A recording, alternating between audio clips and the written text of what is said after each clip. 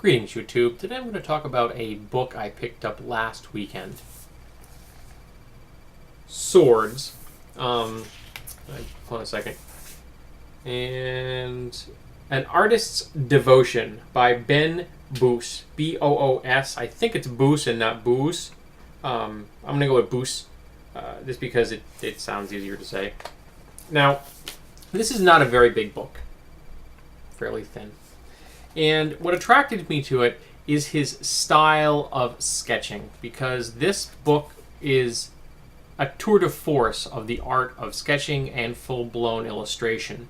And to my mind, there's a slight difference in there. When you do a sketch, it has a different presentation because it's all going to be done just in pencil work, very little else other than the shading done by the pencil. Whereas a full-blown illustration is going to have, all the bells and whistles, color, shading, ink, what have you. And I really appreciate both, but for me, a good sketch is worth its weight in gold.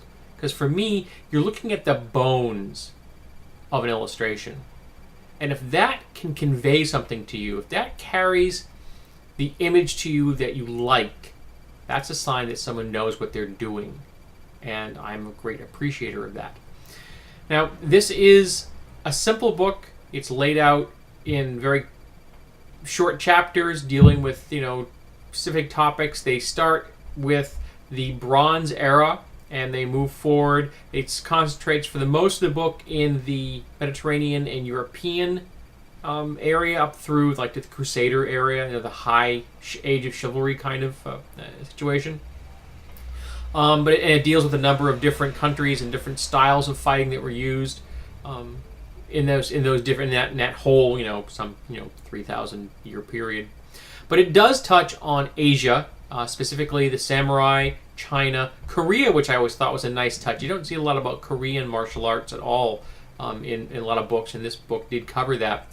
India, and then it covered a number of kind of a catch-all for unconventional designs that were like used in Africa and the Americas, Central America and South America.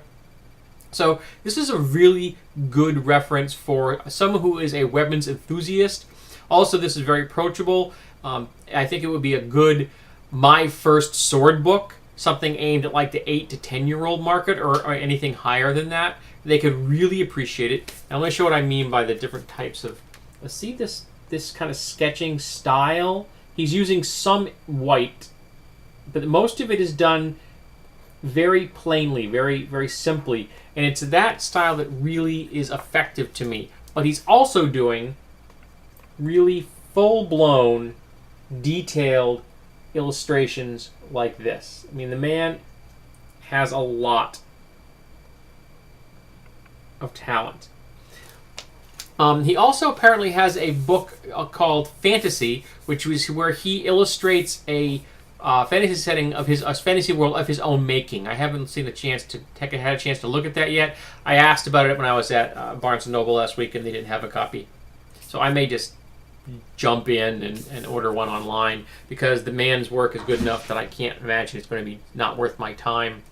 I really recommend this both as an enthusiast for children, and also I think it's a really good reference for role players, because there's a wide selection of swords in here, and some other number of other weapons that really fall into the category, the time period, and the nations that are often in fantasy role-playing games.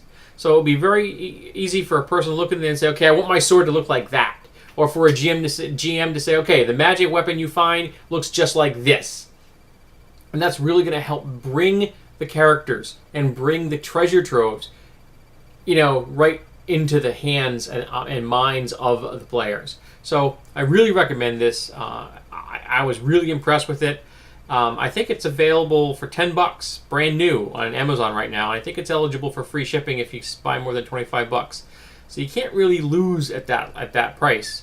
I would definitely recommend, if you like weapons, if you're a role player, or you have a kid that might be into that kind of knight or samurai scene, this is a book that you're definitely going to want to buy them.